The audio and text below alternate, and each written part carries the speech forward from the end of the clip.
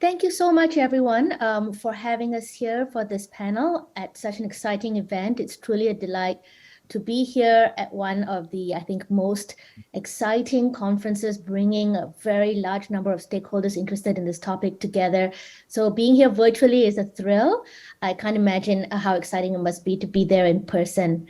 So this particular topic, thinking about investment behavior, is something that as an academic and also as a researcher in the area of financial behavior and investor regulation has been very dear to my heart for many years.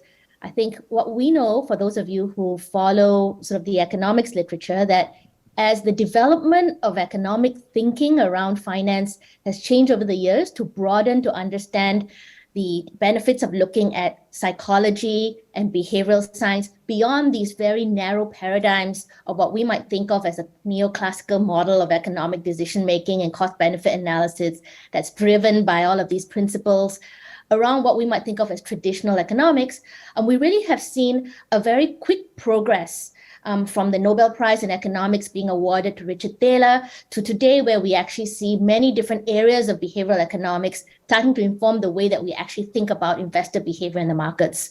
But what I think is really exciting and what we've seen in the last 10 years is the move from having this be purely an academic enterprise, where we start to think about these very theoretical constructs of how psychology, emotion, and framing change decision-making, to very practical incorporation of these on the part of advisors, on the part of regulators, on the part of people who are structuring the markets every day, and on some level as well, coming down to investors themselves who are becoming more aware of the fact that the way that we actually behave in the market, in reality, is quite different from some of the models that we've been using for many years, and that this has very strong implications for us, both in terms of investor protection, but also just in understanding where markets are truly headed in reality and not just on the page. It's been very interesting, I think, to see how industry has responded to this, and how we're actually, as a collective today, trying to take some of these insights about human behavior to all aspects of how the financial markets operate. And so I think in the beginning, when we began to say, look, what we understand is that people don't make decisions based on a cold cost-benefit, basis. We know that knowledge alone is important, but not enough. We know that access to financial services is important, but not enough. And we know that traditional regulation is not going to be sufficient to account for the fact that people are going to deviate from calculations that are based simply on what we think they know and what we think they have access to. And so our understanding of how investor values and preferences change over time and are mutable and are influenced by things like social effects, our beginning to understand that investor responses to information are very nuanced, very dynamic, and sometimes very incomplete in ways that can be affected by the tides of misinformation that we're seeing in the markets today. And then last but not least, the fact that people don't make decisions in a way that we might imagine based on paradigms that are driven by a lot of the theories and frameworks that we have been studying for many years, but really very often driven by heuristics, by rules of thumb, by emotion, by changes in the moment. All of these things today we understand are not just about temporary irrationalities, but really systematic biases in decision-making that we have to account for. And that if we step back and we make our own practices shaped around how people actually behave, that's not just a nice to have, but actually critical to have, as we are entering a world where financial markets are more complicated than ever before, moving more quickly than ever before, and into the realms of new instruments that we've never seen before. And because of that, the scope, I think, for using behavioral insights and behavioral economics beyond our traditional models is greater than ever before, but also the risks are greater than ever before. For that reason, again, as I've said, one of the most exciting things for me in this landscape as an academic is to see this coming down into real world practice. And I'm delighted, therefore, to have with myself today on this panel 3 speakers who I hope will be sharing with us from their very diverse experience of the financial markets, their personal experiences and reflections on investment behavior in practice. And the 3 individuals I have with me today are Bryan Zeng. Bryan is the Chief Executive Officer of FA Advisories in Berhad, which is a financial planning and advisory firm in Malaysia. Bryan has been responsible for spearheading the strategic development and growth of FAA with over 19 years of experience in the financial services industry. And before this, Bryan has worked as head of investment planning for 4 years at a boutique financial planning firm advising high net worth individuals. So we're hoping very much that Bryan will help us understand where this is coming from a financial advisory perspective. We also have with us on the panel, Chze. Chze is the head of the Retail Wealth Distribution Division of Manulife Investment Management. He also has over 20 years of experience in the financial services industry, covering asset management, banking, and life insurance. Previously served as the Chief Agency Officer in a multinational insurer in Malaysia and Chief Executive and Director at their asset management arm. And prior to this, he's also held several other leadership roles at leading multinational and local asset managers in Malaysia. And last but certainly not least, we have with us Mr. Sally Wong. Sally is the Chief Executive Officer of the Hong Kong Investment Funds Association, which is a non-profit organization representing the asset management industry overall in Hong Kong. Sally also takes a very active role in investor education and research initiatives.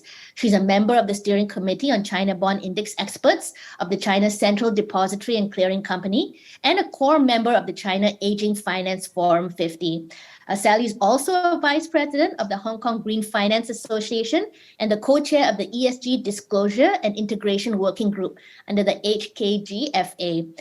Sally also sits on various other committees, the SFC Committee of the Real Estate Investment Trust, the SFC Public Shareholders Group, and the MPF Guidelines Committee, as well as the board of the International Investment Funds Association. And she's previously also been a member of the Hang Seng Index Advisory Committee.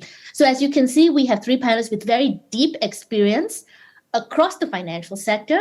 And I'm hoping very much that each of them today will share with us 5 to 7 minutes about their own reflections and experience of investment behavior. We're going to kick off today by inviting Bryan to start us off. Bryan, the floor is yours. All right. Thank you, Dr. Joanne. Really a pleasure for me to be here, and thanks FIMM for inviting me to share some of my experience. I think over the past 2 years, right, a lot has happened in our country and also around the world.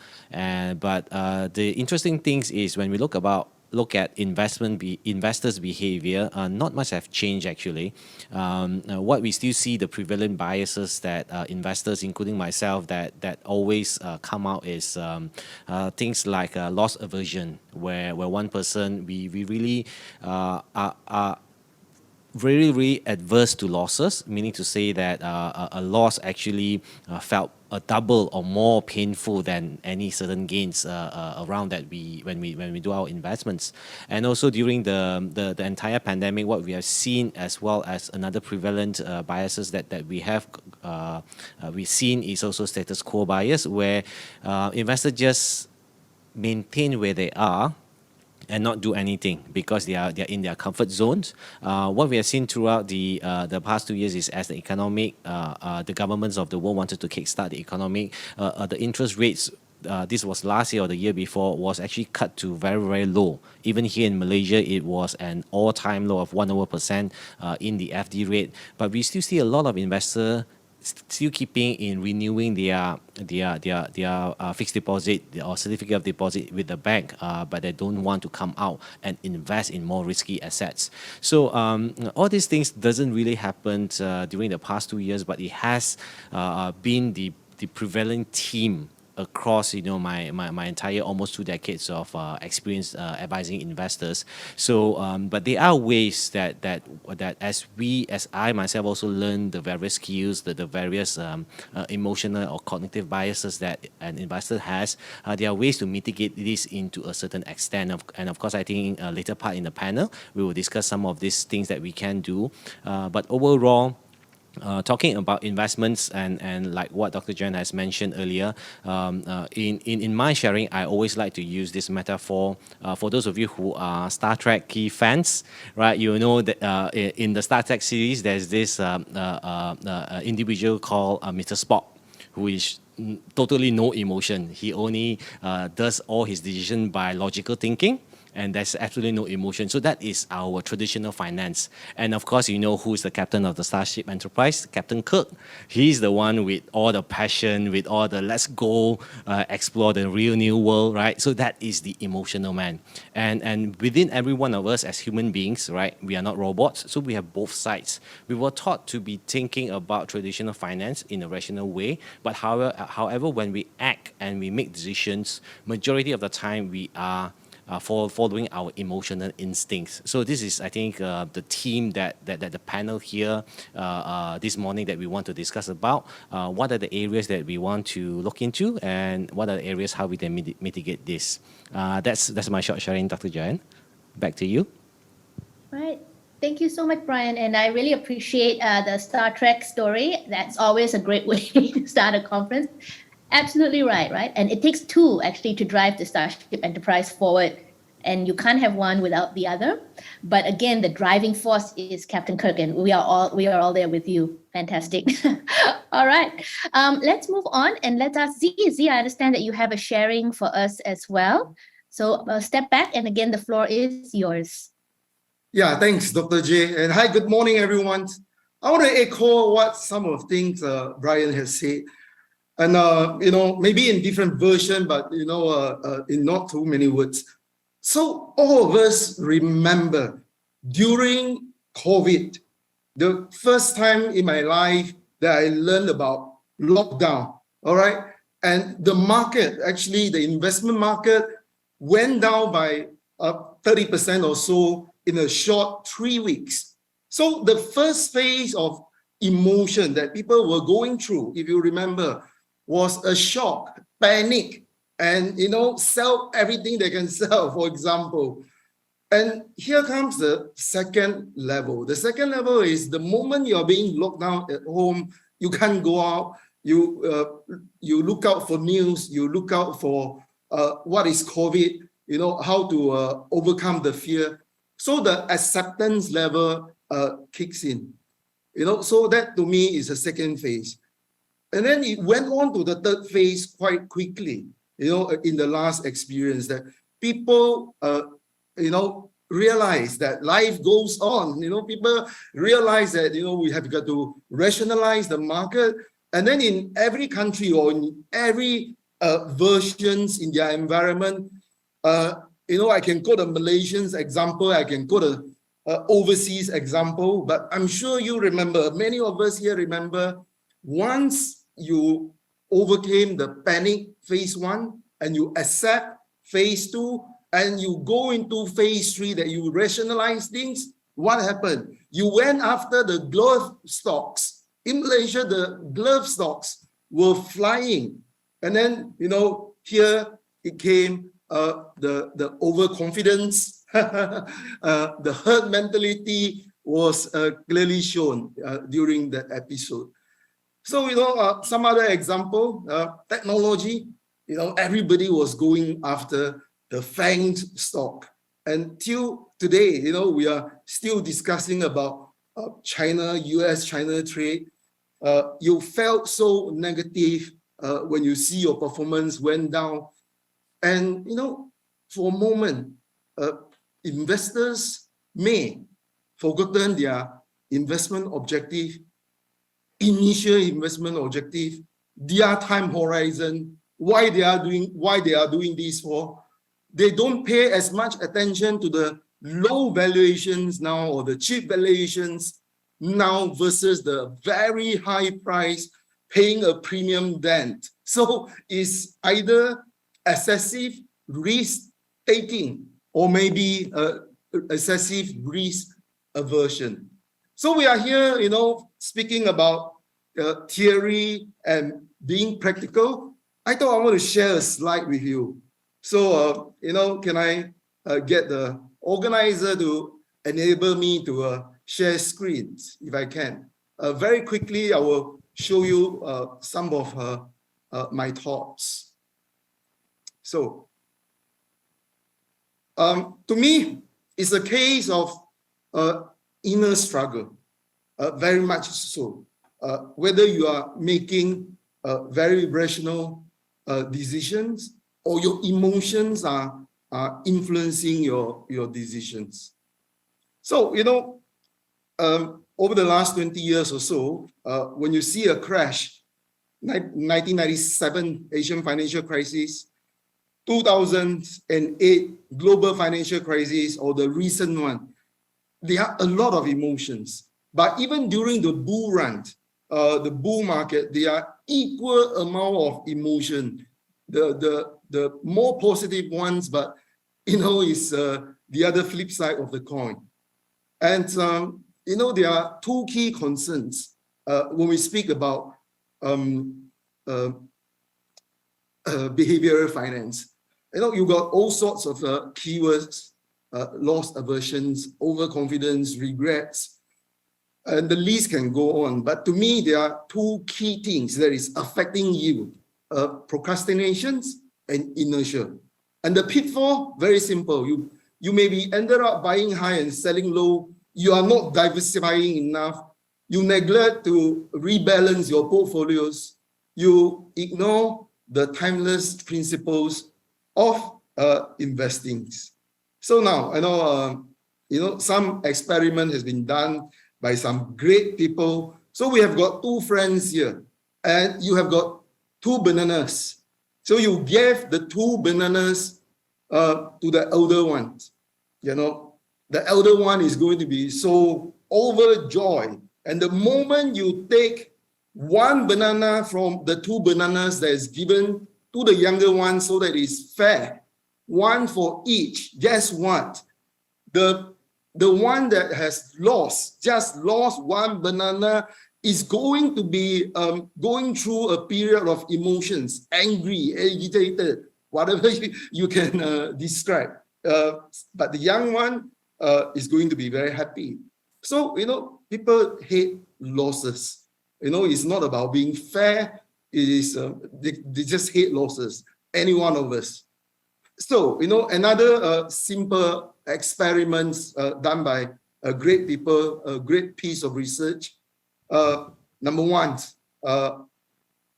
for gains, you are given option A and option B.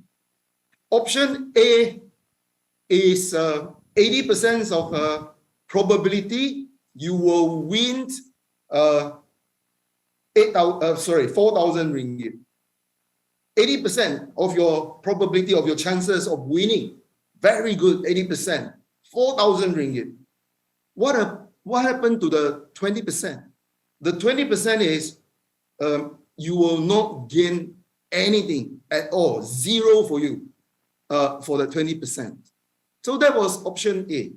And option B, I will give you 3,000, the investment will give you 3,000, you will make a positive return of 3,000. Between the two, which one will you choose? Well, the study, the research paper done by the great professional actually came out with the answer that 80% of the people went for option B. They want certainty. Investors prefer certainty. Even though the amount of 4,000 was offered with 80% chances of winning, they are not taking it up. They will go for certainty. 3,000, fine, I'm happy. However, if you look at the screen at the bottom, so this is about losses. So just now it's about gain, giving you 3,000 for sure, win, all right? But now it's about losses. The losses, okay, is now the same option A and option B. Option A, you have a 80% probability of losing 4,000. But you also have an equal 20% probability of losing nothing. All right, nothing, losing nothing. So will you go for option A or option B? The option B here is a sure loss of 3,000. Well, the study and the research paper shown that people will go for option A because option A give them some chances of losing nothing, but option B is a sure loss. So, the conclusion is people just hate losses. So gaining and losing are two different things. All right. So, let's talk a little bit about being practical. So for both investors and both advisor, so when market becomes volatile, get a meeting between the both of you. Get the meeting and define what is a concern. Is there any hope or is there no hope? Both of you anticipate questions and answers. Do some case study, make it visual, reveal the truth, and consider the right actions, less the emotion. All right, so there are plenty of risks out there, but you got to be very focused. Which is the most critical one that is affecting you, all right? And then from there, we know what is the current situation. How did we get here? We will refer you with many historical events. Has there been any reactions in the market? How deep, how long, how bad? What is going to happen next? What can we do about it? All right. Then, we will show you, something like that. COVID is a concern, but if you look at all the previous epidemics or pandemic, lives goes on after that. If you remember, you're investing for 3 to 5 years or longer than that, or for retirement, why do you look at 1 year performance? But even if you look at 1 year performance, the chances of winning is 74% versus a loss of 26%. But if you increase that 1 year to 5 years, your chances of winning is 86%. But if you are investing for retirement or for legacy planning, that is 100% winning in stock market. So, I got to do this to get the emotions down, because the headline news is affecting the whole world right now. Okay. And maybe the last one for my slides. If you look at this, we have got chances of winning in a year and chances of losing in that particular year. So very quickly, if I can just look at the two extreme, 1997 Asian financial crisis. So what happened? That loss for that particular year was in between 40 to 60%. And 1998, if you can see it, 1998 was a loss of in between 0 to 20%. And 2008, global financial crisis. Oh, wow, very painful. My performance went down by maybe 40 to 60%. But the moment you look at the 97 and the 98, big losses, and you refer to your extreme right-hand side, 1999 was a big recovery. 2008 was bad. But if you look at the extreme right, 2009 is a big gain, a big loss, following that, a big gain. So, why let emotions disturb us so much? Be like captains, all right? That will make things very easy. Thank you very much. I shall pass the floor back to Doctor. Thank you so much. Thank you so much, Sihao. I also actually really, again, appreciated this presentation, and I really like the picture of the monkeys and the bananas. It actually sort of, helps me segue a little bit into a discussion, just a little bit of a framing. I think one of the things you also pointed out is that there's a lot of jargon around behavioral finance. In fact, if you go online and you search, you will see that there are 200, 300 types of different biases that can affect us. So actually part of what we want to do to make behavioral finance more manageable and understandable, I think, as you have said quite rightly, is to boil it down to the basic biases that we're seeing affecting behavior, and then be very practical about how to manage that. And I think that's actually a very wise way to go forward, because we can also be overwhelmed by the different types of irrationality and biases until we don't really know what to do. So being very practical with these steps, saying, look, we recognize that there are many ways in which people can be triggered, but ultimately let's focus on these things that we think move investor behavior very often, which is the procrastination, the inertia, the focus on loss and loss aversion. And then let's think about practical ways that we can make sure we keep framing back to investors the long term, the things that we know, the actual reality. We recognize that there's panic. Let's try to keep making sure that we frame back actual objective knowledge and keep people in the zone. And that's a very practical way, I think, to move forward in life, which is great. Thank you so much. I think what we want to do now is turn to Sally to maybe also give us a little bit of that perspective from where she sits, which is really, I think, from the international side, from the investor, from the asset management industry representation and advocacy side, and also the investor education side, to talk a little bit about, confidence, how we see these markets behaving. And then Sally, if you could also, I think, speak to us a little bit about nudges. We've already had a question, I think, in the Slido about people asking, okay, we know how all of these risks can arise from emotions and investing, but how can we use these principles to encourage more positive outcomes? So how do we, in some of the terms that we use, nudge people to do better? Sally, please. Yeah, thank you, Joanne, and thank you for having me to join this panel. Very enlightening. And in fact, I echo very much what Joanne has just mentioned about how to frame the discussion in a more longer term perspective, because I think that's tied to one of the key biases, is the recency bias, is that people try to magnify and be very fixated on the recent events. And exactly, this is something that we are trying to inculcate amongst the general public. When we talk about pension fund, in fact, this year, the performance of our mandatory provident fund, which is the second pillar, you can say it's appalling. For bonds, for equities, even though it's globally diversified, they suffer major losses. And for many investors, they'll say, wow, why can't MPF, which is supposed to be much more prudent, is for retirement? If I invest in bonds, I suffer losses, in equities, losses. So I think what we have been doing, both the industry and the regulator, is that we try to frame people's perspective in a much longer term frame. As Zeng has just mentioned, if you look at in the past 2 decades, after each major, like say, adjustment in the market, we see a rebound in the following few years. So what's very important is to manage expectation, to let people understand that don't be fixated on what you see in the past 1 year, 3 months, or 6 months.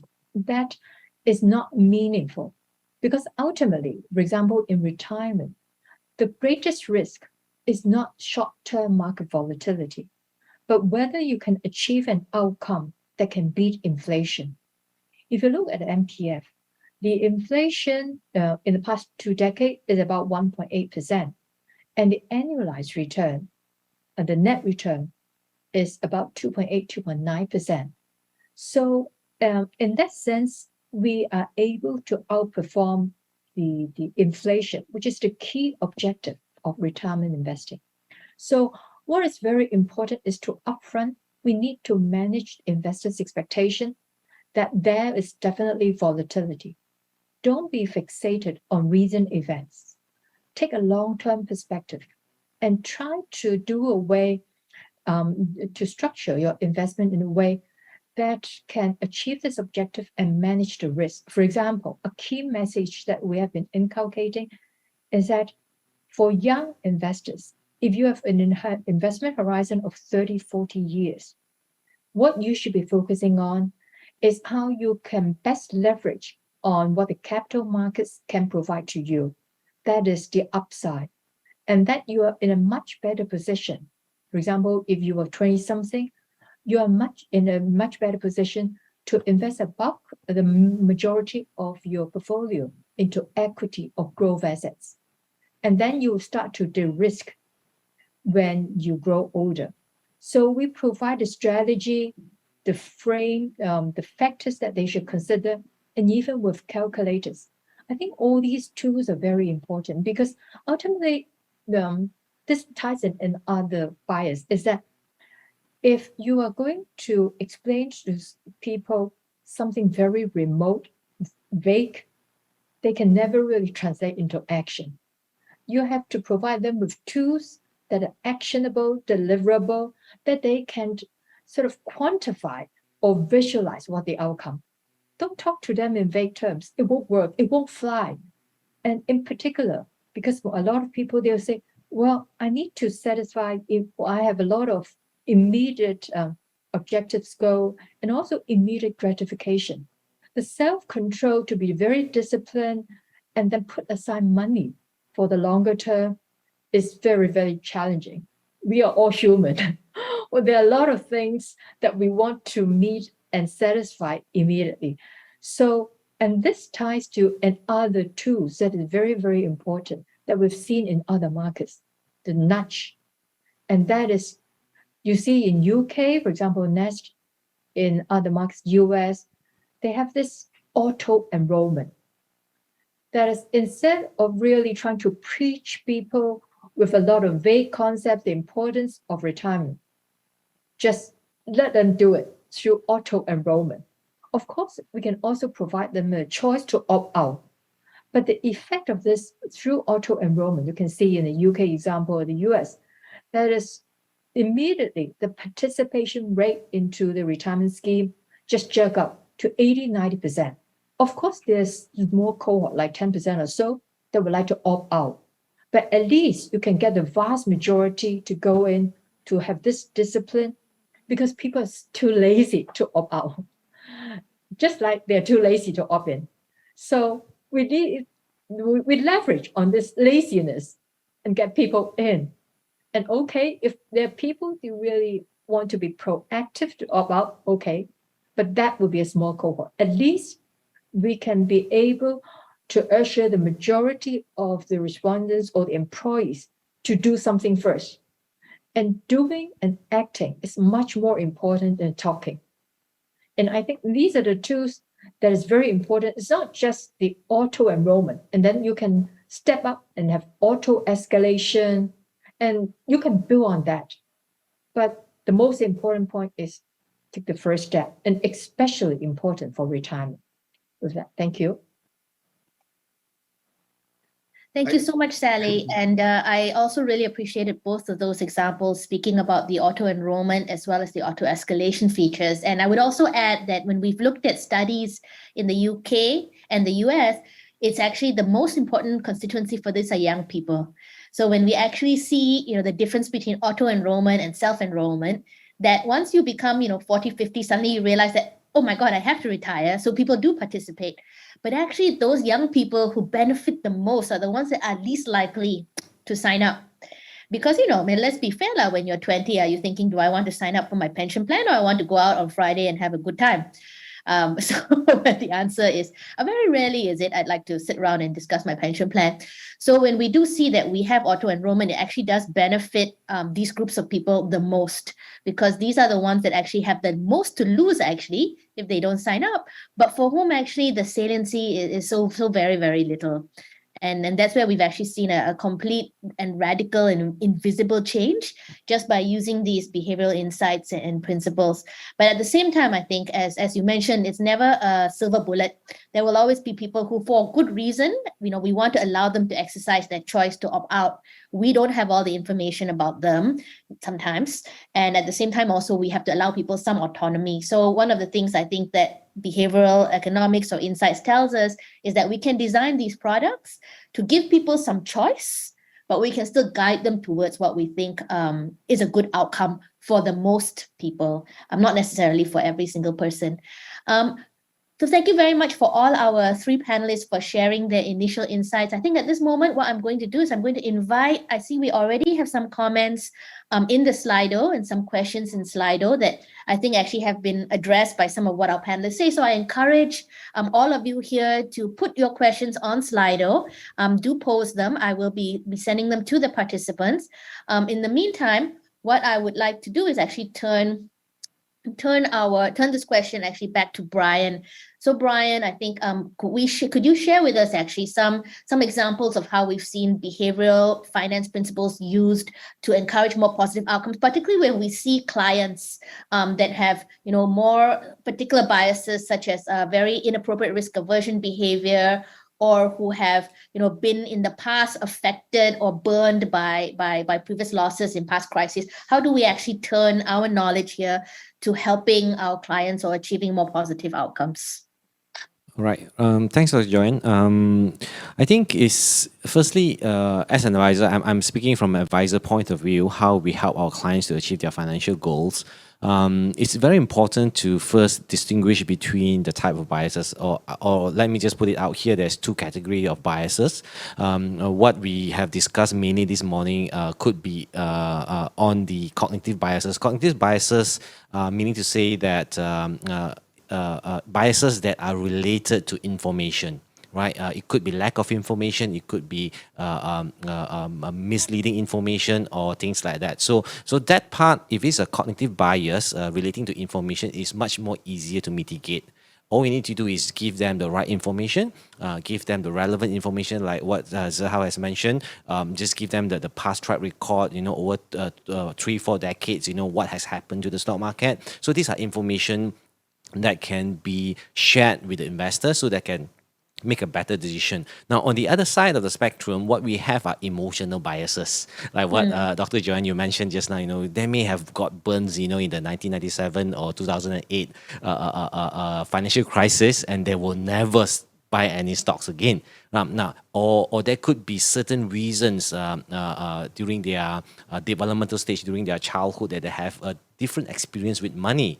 And that could also very well impact the way that they invest. Now, emotional biases generally are much more difficult to mitigate. So what we do as an advisor is we will try our best to adapt to the client's emotional biases rather than try to change their biases. So when we look at these two parts, we also look at another thing is called the level of wealth.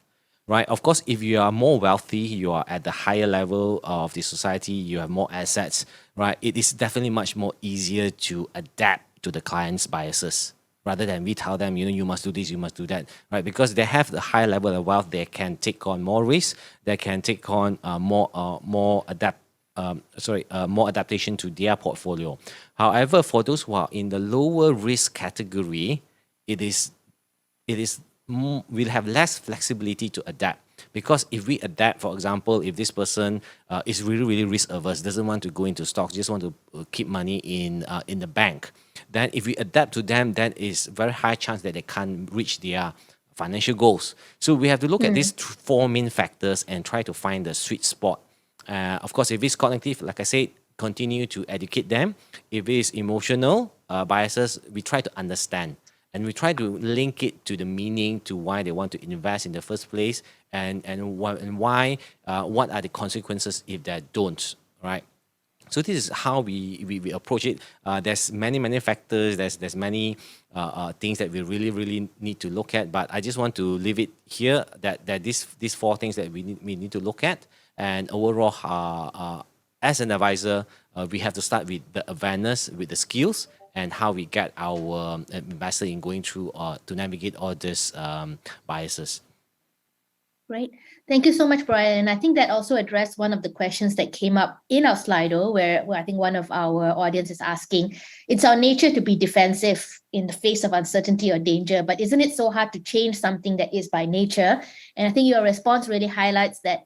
Firstly, some of these things we have to understand. I think there is a quote that says, give me the wisdom to change what I can and the wisdom to know the difference between what I can change and what I can't. I'm madly misquoting that. But basically, part of it is not trying to alter the fundamental of human nature, particularly things that may be set in someone's ways from some underlying events that are very fundamental to them. And so part of it is also understanding where that comes from and the fundamental, and working around it to try to put it in context as well. So we don't necessarily want to make everyone into a perfect, rational robo-investor. And that's not a feasible thing. And it's also not achievable for us. It just leads to a lot of frustration and I think time wasting. So of course, giving information where it's necessary and having the knowledge of how to do that, but also having the sensitivity and empathy. I think here is when people also say that to be an advisor is an art and a science.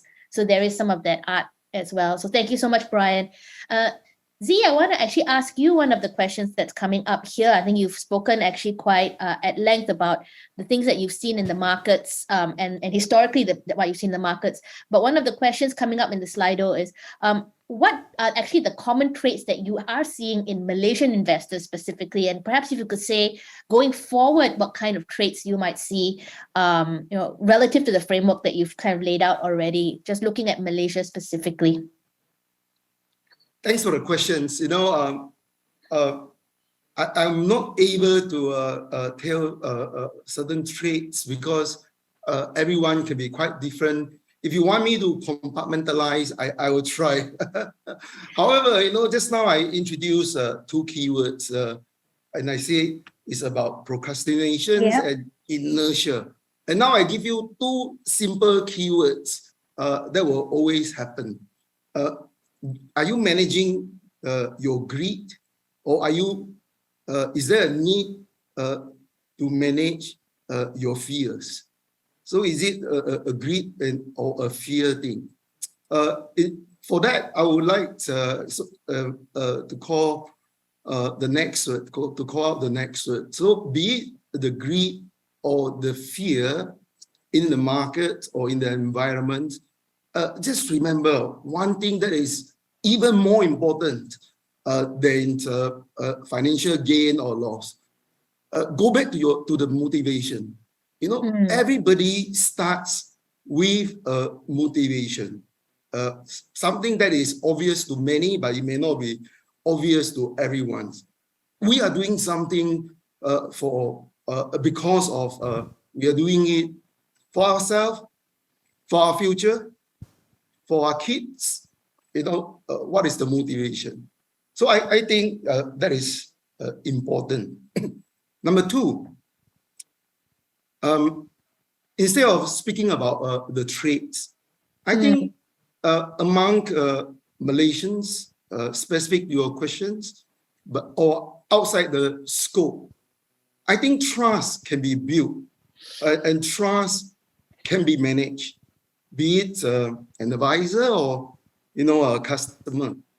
So how do you do that? How do you build trust? I'm so fearful. I think it's a factor of being consistent. I speak very consistent, so people like to invite me to speak. And experience, I think that is important. Goodwill, what kind of reputations you have, whether you are in a professional company or you are running a professional firm. Last but not least, time will tell. Hopefully not too long, but time will tell. So go back to the motivations. Remember the motivations. Remember the why. Why are you doing that? Yeah. Right. Thank you, Z. I think that's also a very timely thing where we talk about our client behaviors, but actually if our own behaviors actually mirror this, our commitment to long term, our commitment to being rational, and we actually build that in very strongly into how we interact with clients, we ourselves can demonstrate that our behavior is not come here, come there, influenced by all of these things. And that's actually a very important part of building that ecosystem as well. So thank you very much for that observation. I'm going to move actually on to Sally. Sally, you spoke about auto-enrollment and you also talk about auto-escalation, which actually, brings people into our systems.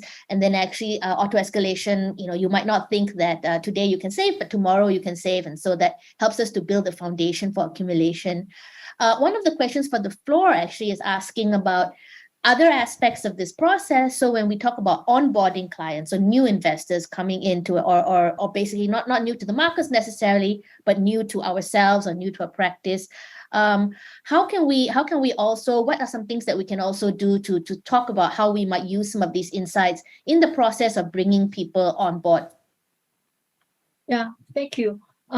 I echo what C has just mentioned about this confidence, this rapport between the advisor and the client, because as maybe aware that there are different types of buyers, ranging from overconfidence and other factors that will shape how they see the whole thing. And very often, if we take what the behavioral finance experts have been talking about, the system 1, system 2, very often they take a more intuitive approach, make snap decision, but at the same time, it's very much conditioned by the system 2 that goes through a more thoughtful process. And so it's how that will shape how they approach investment. This will shape how the investors will see, for example, what is the proposition of this investment, the trustworthiness of the investment advisors. So I think there's a need, first of all, to really deep dive to understand where they are coming from, because when they come up with some sort of decision or that probably would already be shaped by something more deep down inside, which other panel members have said. I would like to take one example, overconfidence. This is something that when we do focus group discussion amongst investors, like say, typically we focus on funds. On that, they probably tend to be more humble and say, oh, we don't know much about funds. But every time when you talk about stocks, suddenly all of them become experts. And they will share with you, oh, how good I've been doing in one particular stock, and at what point do I come in? I've got a lot of information. And so this probably is a good example to highlight the overconfidence in terms of the ability to really interpret information and the quality of information. But if you deep drill into that, you'll find that in the whole portfolio, when they talk to Brad about the success, 1 or 2 stocks only is a small percentage of the whole portfolio. They try to avoid talking about the losses. And this loss aversion is something, or this overconfidence about the ability to interpret information, the quality of information, is something that is quite prevalent when we talk to investors. And I think ultimately you need to understand the different sort of bias, how they affect their behavior, and how we can provide some tools to give them comfort and let them understand that the investors or the financial advisors are knowledgeable, timely, can be trusted, and that they can really rely on, rather than just to be overconfident amongst themselves on something that is not really well-based. That's great, Sally. So part of what we can do is actually, when we bring people on board, it's not just about the demographics, but really trying to understand some of their behavioral subtypes or some of the biases. And I think Bryan has also made this point that there are so many different biases that people have that it is actually really very complex. We shouldn't typecast people based on 1 or 2 things. This process of getting to know your client during the onboarding, as well as conveying, I think that the expertise and the nature of that relationship, all of that is a really important thing to do.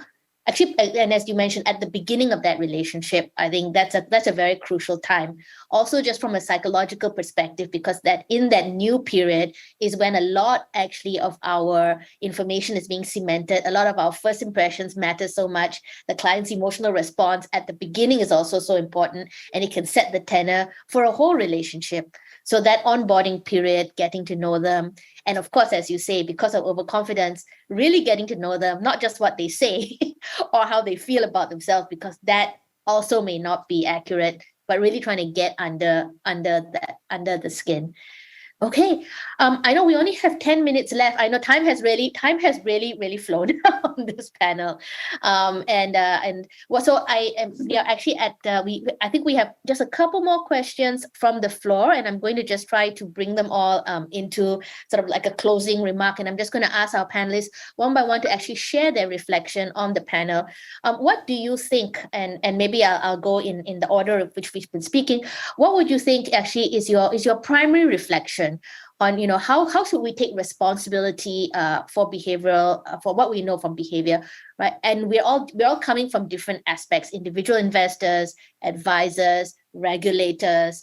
Who takes responsibility for this? What do you think, reflecting on this, is the best way forward for us to take this and put it into practice. And Bryan, maybe I'll leave this to you first. What are your closing thoughts and maybe just a couple of minutes?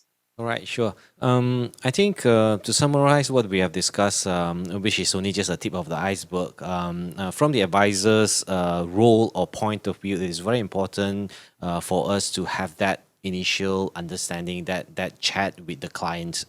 So we have moved from just having plain structured financial planning questions and to more financial coaching type of relationship, where from the onset when we meet our clients, we ask probing questions like what's your relationship with money, how would you like us to help you, in what areas would you like to make improvements, what does money mean to you? So we probe to all these kind of questions to try to solicit or bring to the surface the underlying motivation, like what Chze has mentioned, the underlying motivation of this person wanting to meet us, wanting to do something about their finances. It could be a certain pain that they're currently facing, or it could be certain aspiration that this person wants. So we work alongside that.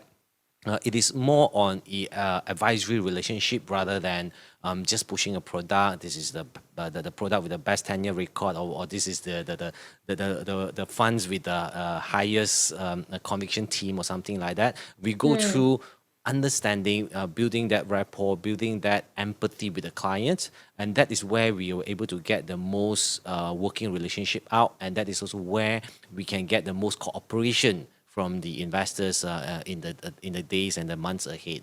I think that's a very quick remark for me. I think it summarizes how we can make use of all this information that we know, and to really genuinely go out there, speak to our clients, and help them to achieve what they want via investing. That's great, Yeah. Bryan. If I can just add on, I think all of us as individuals, we want the best. So, we want the best investment, we want the best for ourselves, and we want the best health, tip-top conditions, be healthy. So we want it. So who is responsible for it? I have got some bad habits. I want to be healthy. Every day I say to myself, I want to be healthy, but I've got some bad habits that I don't think I exercise enough. I think I love high cholesterol food. So I try to manage it, but sometimes I just lost it. So who's responsible for it? Speaking about COVID, I've got people telling me to do a self-test is scary. To go for a medical checkup is scary. I don't want the bad news. Okay, so it's behavioral. But who is responsible for that? Of course, a lot of parties are responsible for it. You yourself, your family, your advisor, and even for platform like today is, SRO, organizing this, educating public and the players in the market. So, I heard a lot just now about auto enrollment, and I agree with that. So if you want the best for yourself, you want to be, very healthy, auto enroll. People say buy the most expensive sports gear, then you start exercising more.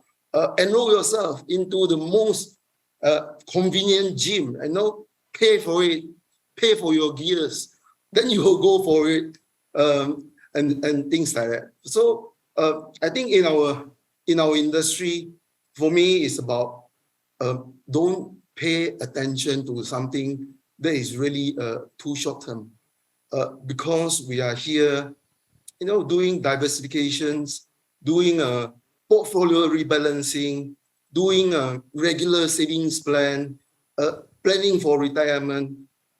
I have my investment in unit trust, in mutual funds, in PRS, and I don't look at it seriously. I don't look at my own balances, statements, and accounts, because I know what I'm doing. I'm doing for my 15 years daughter. So I really don't log in and look at my own accounts. Is it a good practice?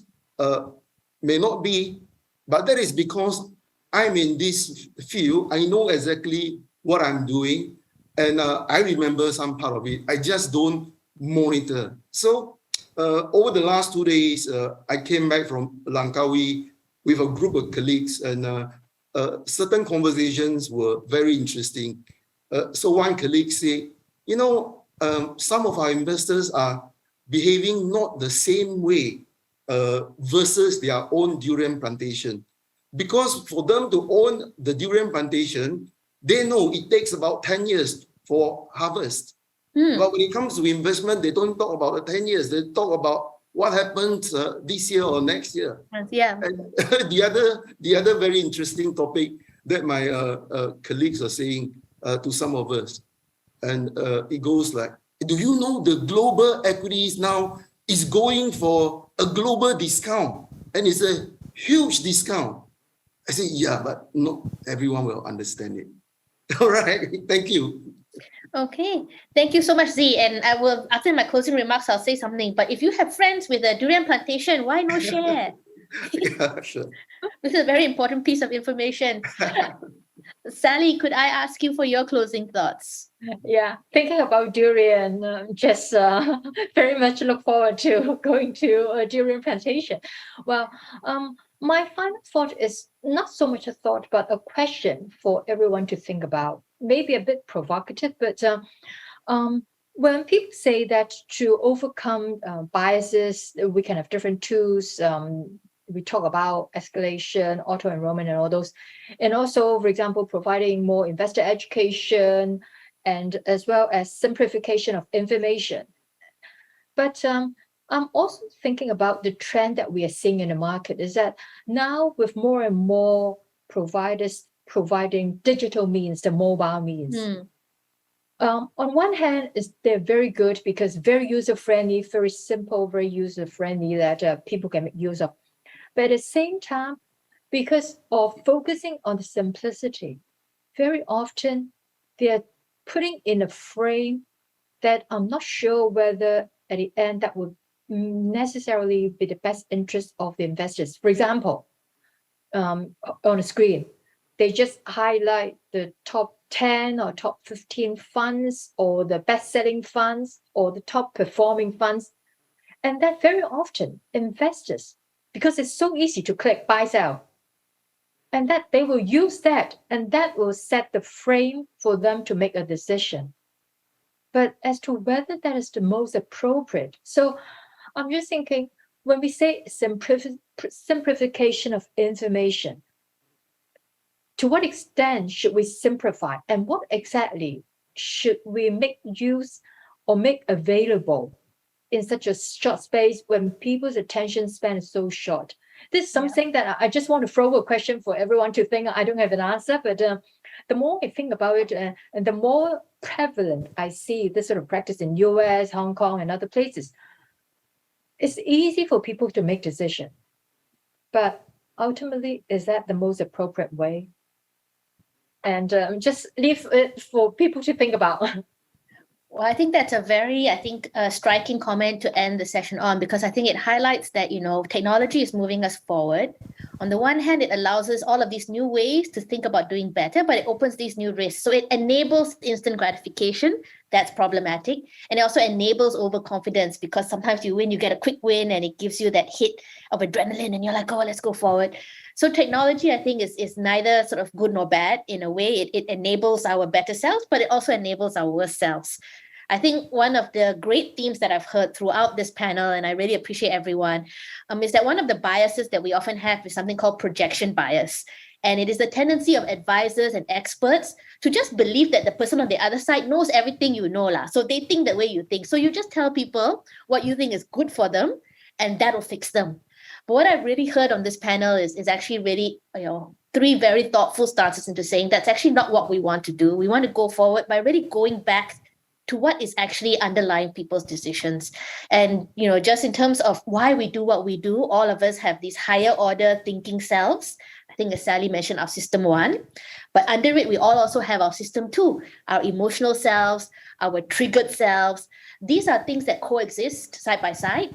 And again, the way that we go back and forth between them means that we are able to think rationally, but we are unable to control all of these impulses. And that's just a factor of human life. But what I really enjoyed in this panel is how I think everyone talked about coming back to the basics of why we invest, understanding that that's a challenge, understanding that people are fearful.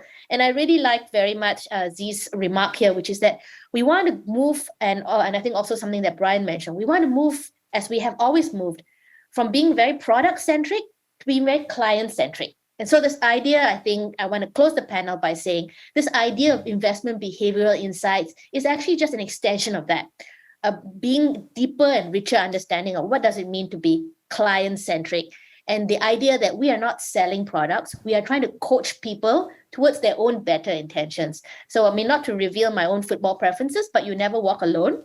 That's what we want people to take away from this. And I think that's a really fantastic note for us to end. Technology is not enough. Financial education will never be enough, but together we can do better than where we are today. So thank you very much. It is exactly 12:01. So I would like to thank all 3 of the terrific speakers and return the session to our Master of Ceremonies. Thank you all so much for your attention.